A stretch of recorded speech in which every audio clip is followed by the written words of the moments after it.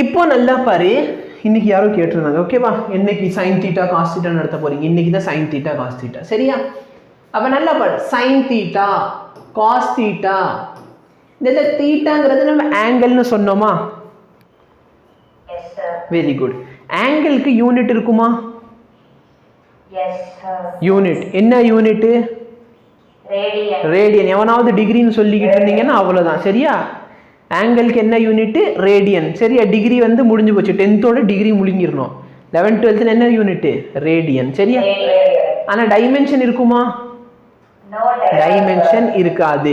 அப்ப எக்ஸாம்ல 2022ல கேட்ட ஒரு question, solid angle and plane angle have dash have unit but no dimension, சரியா? இது வந்து 2022ல கேட்ட கொஸ்டின். ஓகே, இப்போ நல்லா பாரு, சப்போஸ் என்கிட்ட ஒரு பியூர் நம்பர் இருக்கு, ஃபார் எக்ஸாம்பிள் என்னோட ஃபார்முலா இந்த 4πr² இருக்குன்னு வச்சுக்கோ. இந்த இடத்துல 4ம் சரி இந்த πயும் சரி, இது கான்ஸ்டன்ட். அப்போ இதுக்கு டைமென்ஷன் இருக்குமா? நோ. ஓகே சார், நான் வந்து கொஞ்சம் டிஃப்ரெண்டா இதை வந்து நான் 2² எழுதிக்குவேன், அப்போ டைமென்ஷன் வந்துருமா?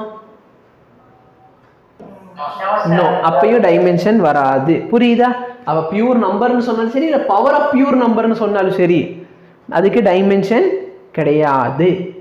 Okay, exponential function, for example e⁻at சொல்றேன்.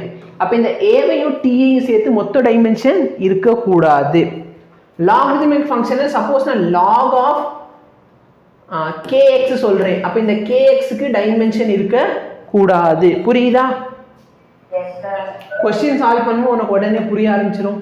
நல்லா பாரு, இந்த இடத்துல எக்ஸ்போனென்ஷியல்ல ஆல்பா இன்டூ t ன்னு கொடுத்துட்டானா, அப்ப ஆல்பா இன்டூ t க்கு டைமென்ஷன் இருக்க கூடாது.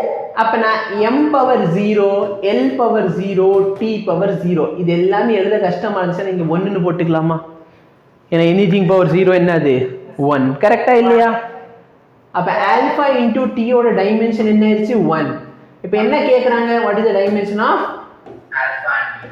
ஆல்பா ஓட டைமென்ஷன் என்ன? அப்போ t⁻1 which is nothing but t⁻1. Very good. இப்போ நல்லா பாரு, இந்த இடத்துல இது மொத்தத்தோட டைமென்ஷன் என்ன ஆயிரும்? எக்ஸ்போனென்ஷியலுக்கு டைமென்ஷன் கிடையாது. அப்ப b is equal to alpha by beta. அப்ப பீட்டாவை நீ எப்படி எழுதிக்கலாம்? ஆல்பாவோட டைமென்ஷன் என்ன? வெலாசிட்டி டைமென்ஷன் என்ன? சிம்பிளிஃபை பண்ண ஆன்சர் என்ன? Very good. சரியா? இந்த क्वेश्चनலாம் கொடுத்தோனே எக்ஸாம்ல உடனே வேகமா சால்வ் பண்ணிடுவீங்க. சரியா? இது வந்து நடக்கும். மேட்ரிக்ஸ் क्वेश्चन ஞாபகம் இருக்கா? 10th 11th 12thல புடுக்கும் பார்த்தே மேட்ரிக்ஸ் क्वेश्चन. அந்த மேட்ரிக்ஸ் क्वेश्चनல இப்படி இருக்கும். சரியா? ரெண்டு ஈக்குவல் மேட்ரிக்ஸ் கொடுத்துருவாங்க, a b c d 1 2 2 1 இப்படின்னு சொல்லி கொடுத்துருவாங்க. சரியா? இப்போ a ஓட வேல்யூ என்ன? 1. b ஓட வேல்யூ என்ன?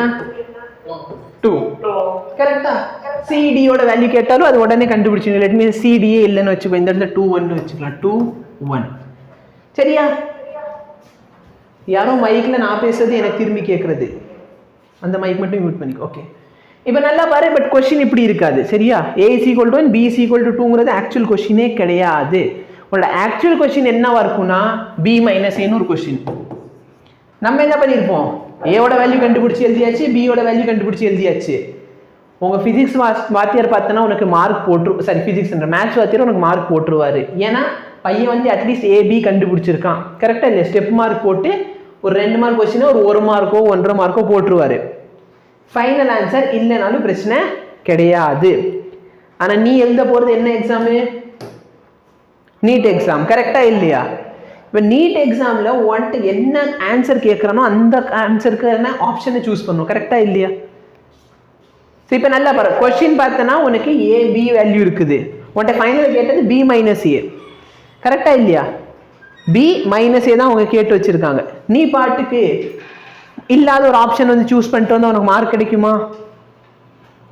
அப்ப அவங்க என்ன क्वेश्चन கேக்குறாங்க அது ரொம்ப முக்கியம். இப்போ எதுக்கு சார் இவ்ளோ பேசுறீங்க அப்படின்னா, இந்த மாதிரி क्वेश्चனை கொடுத்தோனே பசங்க உட்கார்ந்து ஆல்பாவும் கண்டுபிடிச்சிருவான், பீட்டாவும் கண்டுபிடிச்சிருவான். ஆனா क्वेश्चनல என்ன இருக்கும்? ஆல்பா பை பீட்டான்னு இருக்கும். அந்த ஆல்ஃபா பை பீட்டாவை மறந்துடுறது. ஏன்? ஏன்னா எனக்கு தெரிஞ்ச ஃபிசிக்ஸ் வச்சு நான் ஆல்ஃபா பீட்டா கண்டுபிடிச்சிருக்கேன், எனக்கு மார்க் கொடுங்க என்ன கேட்டால் ஸ்கூலில் மார்க் கொடுப்பாங்க, நீட் எக்ஸாமில் மார்க் கிடைக்குமா? அப்போ கொஸ்டினில் கடைசியில் அவங்க என்ன கேட்குறாங்க அதை ரொம்ப கவனமாக பார்த்துக்கோ. ரொம்ப ரேரான கொஸ்டினில் இந்த மாதிரி கேட்டுருவாங்க, நம்ம விட்டுட்டு வந்துடுவோம். சரியா? அதே மாதிரி ஒரு சில கொஸ்டின்ல பார்த்தோன்னா இந்த மாதிரி ஈக்குவேஷன் எல்லாமே இருக்கும். சரியா? இந்த மாதிரி கொஸ்டின்ல ஈக்குவேஷன் எல்லாமே இருக்கும். ஸ்டூடெண்ட்ஸ் வந்து சரி ஈக்குவேஷன் எல்லாம் இருக்குங்கிறதுக்காக ஆல்ஃபா கண்டுபிடிப்பான், பீட்டா கண்டுபிடிப்பான், காமா கண்டுபிடிப்பான். பட் கொஸ்டின் அப்படி இருக்கவே இருக்காது. சரியா? அப்போ கொஸ்டின்ல என்ன கேட்டிருக்காங்களோ அதை மட்டும் நீ கண்டுபிடிச்சா போதும். ஓகேவா?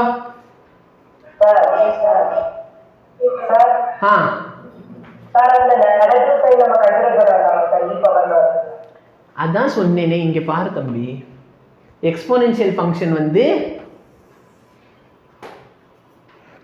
அதான் நீங்க சொல்லியிருக்கேன் பாரு. சரியா? எஸ். இப்போ லெட் மீ ஆஸ்க். சரியா? இந்த கொஸ்டின் வந்து மறந்துடு, இந்த கொஸ்டின் மறந்துடு. உன் கொஸ்டின் என்னன்னா இதே எடுத்துக்கலாம். v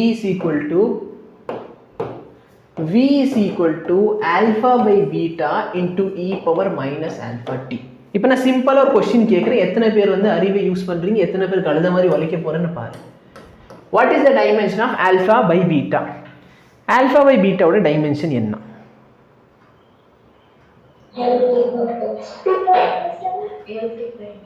lt பவர் சரி நல்லா பாரு. சப்போஸ் நீ வந்து கொடுத்த டைம்ல அறிவை யூஸ் பண்ணிட்டு நான் ஃபர்ஸ்ட் ஆல்ஃபா கண்டுபிடிச்சிருவேன், அப்புறம் நான் பீட்டாவை கண்டுபிடிச்சிருவேன், ஃபைனல் என்ன பண்ணிடுவேன், ஆல்ஃபா பை பீட்டா போட்டுருவேன். அப்ப ஆன்சர் என்ன கிடைக்கும்? lt power. வெரி குட், உனக்கு ஆன்சர் கிடைச்சிருச்சு. எக்ஸாமினர் எதுக்காக அந்த கொஸ்டின் பேப்பரை செட் பண்ணாரோ அவங்களோட மோட்டோ நிறைவேறிடுச்சு. சரியா? ஏன்னா உன்னோட டைமை வேஸ்ட் பண்ணுறதுக்கு கொஸ்டின்ஸ் இருக்கும், கண்டிப்பாக இருக்கும். 2-3 கொஸ்டின் வந்து உன் டைம் வேஸ்ட் பண்ணுறதுக்கே இருக்கும். நீ வந்து அறிவை யூஸ் பண்ணாமல் உட்காந்து கழுத மாதிரி உழைக்க ஆரம்பிச்சிருவ. அந்த இடத்துல நீ யோசிச்சு பார்த்தனா நல்லா பாரு, இந்த குவான்டிட்டிக்கு டைமென்ஷன் இருக்கா? நோ. அப்போ நல்லா பாரு, ஆல்ஃபா பை பீட்டா வந்து வெறும் வெலாசிட்டிக்கு ஈக்குவலா? அப்போ ஆல்ஃபா பை பீட்டாவோட டைமென்ஷன் கேட்டிருக்கான், வெலாசிட்டியோட டைமென்ஷன். வெலாசிட்டி என்ன டைமென்ஷன்? இதான் டைமென்ஷன். கரெக்டா இல்லையா? இதுக்கு உட்காந்து இது ஏதாவது கண்டுபிடிக்கணும்னு அவசியம் இருக்கா?